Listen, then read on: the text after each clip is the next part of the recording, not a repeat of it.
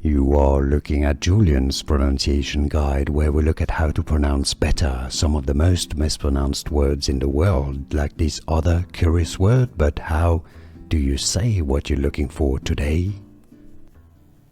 Let's learn once and for all how to pronounce this word, this name that's been adopted from French. How to pronounce it in French and in English. It's a kneeling bench used in churches, different religious settings, let's say.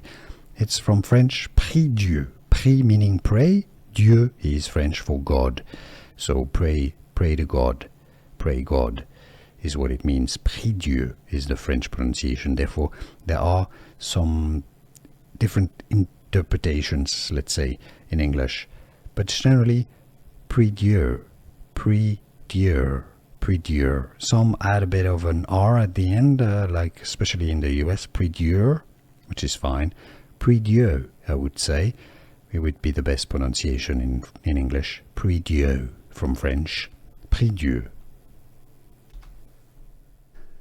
Here are more videos on how to pronounce more confusing words and names too many mispronounced. Like this video if you found it useful. I appreciate your support. I'll see you soon and thanks for watching.